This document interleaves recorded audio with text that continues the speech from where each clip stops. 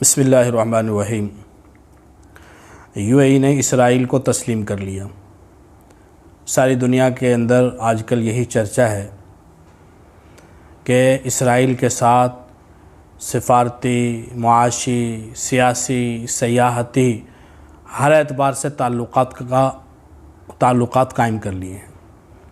اس سے پہلے اور بھی کچھ ممالک کر چکے ہیں مسلمانوں میں سے، لیکن سوچنے کی بات یہ ہے کیا اسرائیل اس قابل ملک ہے کہ اس کے ساتھ اس قسم کا کوئی معاہدہ کیا جائے؟ نبی کریم صلی اللہ علیہ وسلم نے سب سے پہلے یہودیوں کے ساتھ مدینہ منورہ پہنچ کے ایک معاہدہ کیا تھا،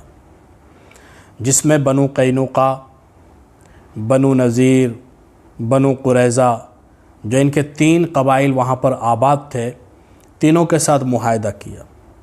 لیکن یکے بعد دیگرے مختلف مراحل پر تینوں قبائل نے نہ صرف یہ کہ بدعہدی کی، نبی کریم صلی اللہ علیہ وسلم کے خلاف دشمنوں کے ساتھ مل کر سازشیں کی، حضور صلی اللہ علیہ وسلم کی عزت اور ناموس کو نقصان پہنچانے کی کوشش کی، مسلمان خواتین کے خلاف جملے کسے گئے، مسلمان خواتین کے عزت اور ناموس کے خلاف اشعار پڑھے گئے، اور حضور صلی اللہ علیہ وسلم کو شہید کرنے کی کوشش کی گئی، مکہ والوں کے ساتھ ساز باز کی گئی، بنو غطفان کے ساتھ ساز باز کی گئی، دیگر عرب قبائل کو مسلمانوں کے خلاف اکسانے کی کوشش کی گئی، اور مدینہ منورہ میں جو مسلمانوں کے اندر منافقین بیٹھے ہوئے تھے، ان منافقین کے ساتھ ساز باز کر کے مسلمانوں کو مختلف مواقع پر نقصان پہنچانے کی کوشش کی گئی۔ نبی کریم صلی اللہ علیہ وسلم سے زیادہ پاک صاف با کردار نہ کوئی کائنات میں آیا، نہ کوئی کائنات میں آ سکتا ہے۔ نبی کریم صلی اللہ علیہ وسلم سے پہلے بھی کوئی نہیں آیا، آپ کے بعد تو ویسے ہی سلسلہ ختم ہو گیا نبوت کا، قیامت تک کوئی نبی نہیں آئے گا، تو سارے انبیاء علیہم السلام مل کر بھی نبی کریم صلی اللہ علیہ وسلم کے مقام کو نہیں پہنچ سکتے۔ جب ان شخصیت کے ساتھ کیے گئے معاہدے کو یہودیوں نے نہ صرف یہ کہ پائمال کیا بلکہ سازشیں کی، نقصان پہنچایا، ان کو وہاں سے جلا وطن کیا گیا، اور بنو قریظہ کے تو 600-700 افراد کو جو جنگجو تھے، لڑنے کے قابل تھے، مدینہ منورہ کے اندر خندق کھود کے قتل کر دیا گیا، تہہ تیگ کر دیا گیا، تب بھی باز نہیں آئے۔ ان کی بچی ہوئی نسلیں، ان کے بچے ہوئے افراد، انہوں نے اس کے باوجود سازشیں کی، خیبر چلے گئے، وہاں جا کے سازشیں کی۔ نبی کریم صلی اللہ علیہ وسلم نے اپنی آخری زندگی میں وصیت فرمائی،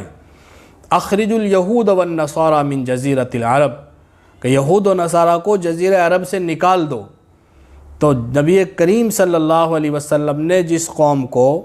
اپنی زندگی کے آخری لمحات میں جزیرہ عرب سے نکالنے کا حکم فرمایا، آج وہی عرب ممالک اس گندی نسل کو، اس ذلیل و خوار قوم کو اور انسانیت کے اس ناسور کو دوبارہ سے اپنے ملکوں میں بسانے کی کوشش کر رہے ہیں، ان کے ساتھ سفارتی تعلقات قائم کر رہے ہیں، ان کے ساتھ تجارتی تعلقات قائم کر رہے ہیں، اور ان کے ساتھ ہر طرح کے تعلقات کو استوار کر کے فلسطین کے مظلومین کے زخموں پر نمک ڈالنے کی کوشش کر رہے ہیں، اور پھر امت کے سربراہ ہونے کے دعوے دار ہیں، امت کے بڑے بنے ہوئے ہیں۔ یاد رکھیں کہ ان کا نام امت مسلمہ نہیں ہے،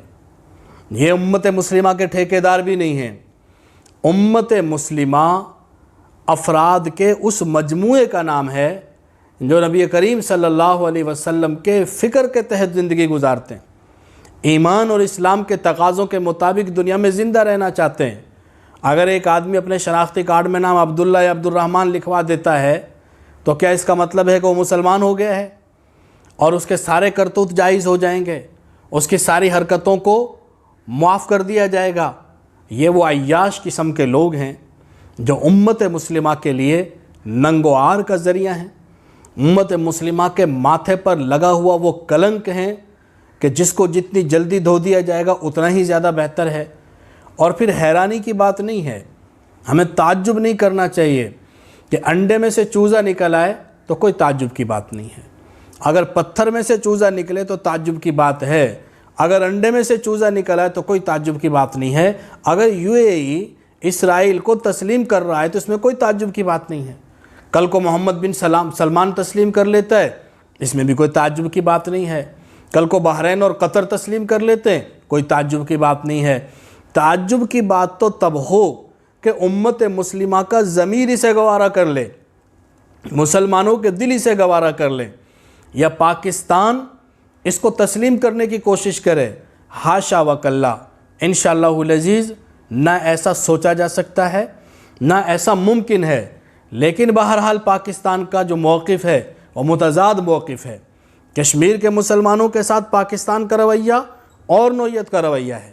فلسطین کے مسلمانوں کے ساتھ پاکستان کا رویہ اور نوعیت کا رویہ ہے۔ کشمیر پہ جب چڑھائی کرتا ہے ہندوستان تو پاکستان ساری دنیا کے اندر شور مچاتا ہے،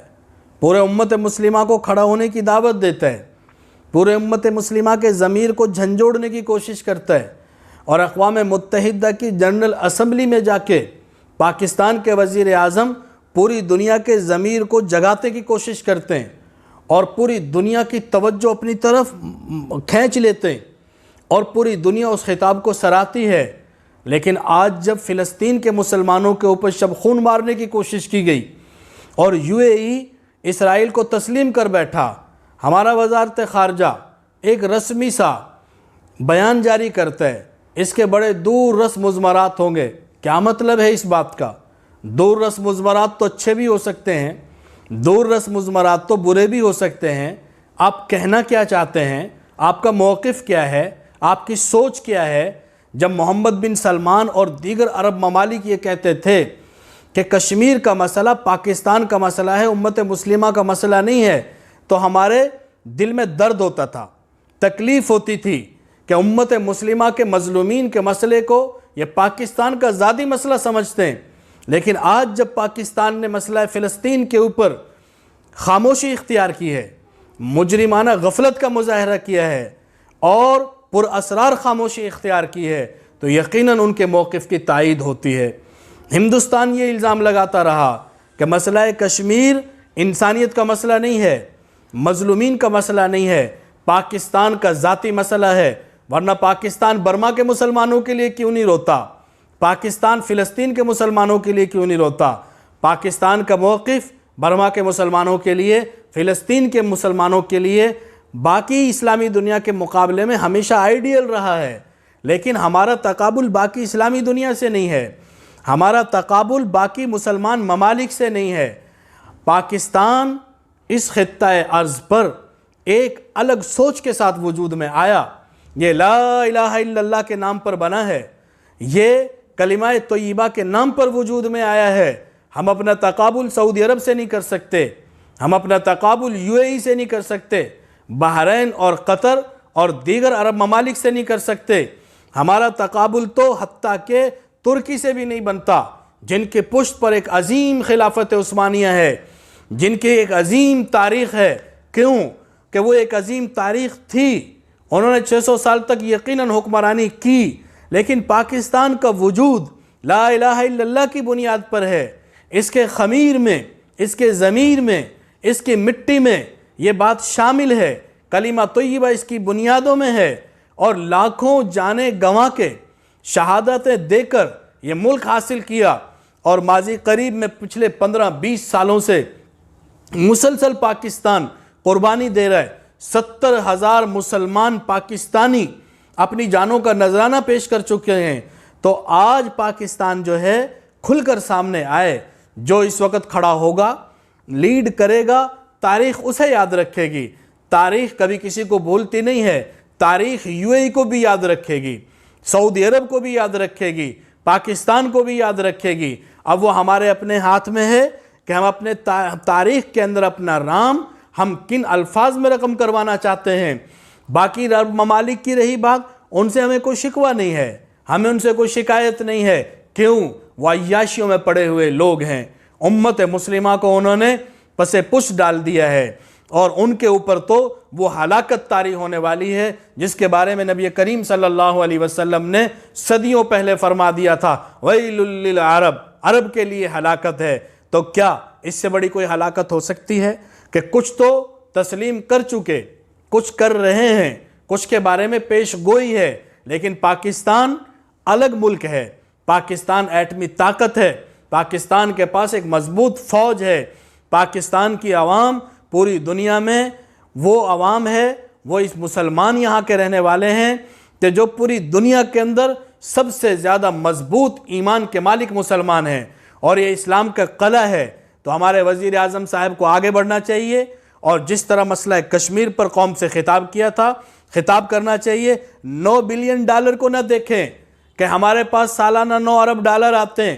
UAE سے اور سعودی عرب سے، اور اگر وہ ڈالر بند ہو گئے تو ہمارا ملک کا دیوالیہ نکل جائے گا۔ کبھی ملکوں کا دیوالیہ نہیں نکلتا۔ جو اصولوں پر کھڑے ہوتے ہیں، جو کسی بنیاد پر قائم ہوتے ہیں، اور جو کسی نظریے پر قائم ہوتے ہیں، بنیادیں ان کی مٹ جاتی ہیں جو نظریوں پر نہیں ہوتے، جو کسی اصول پر کھڑے نہیں ہوتے۔ طالبان کا ایک نظریہ تھا، ایک اصول تھا، ایک موقف تھا، دنیا کے 45-48 ممالک نے کھڑے ہو کر ان کے خلاف اقدام کیا، وہ ڈٹ گئے نظریے پر، موقف پر، اور اللہ تعالیٰ نے ان کو فتح عطا فرمائی۔ پاکستان کو اس وقت مضبوط اعصاب کے ساتھ امت مسلمہ کا سربراہ بننے کی کوشش کرنی چاہیے، اور عرب ممالک کی طرف نہیں دیکھنا چاہیے، اور دنیا کے سارے مسلمان مظلومین کو ایک صف میں کھڑا کر کے ان کے آواز بننی چاہیے۔ اللہ تعالیٰ ہمیں عمل کی توفیق نصیب فرمائے۔ وما علینا الا البلاغ۔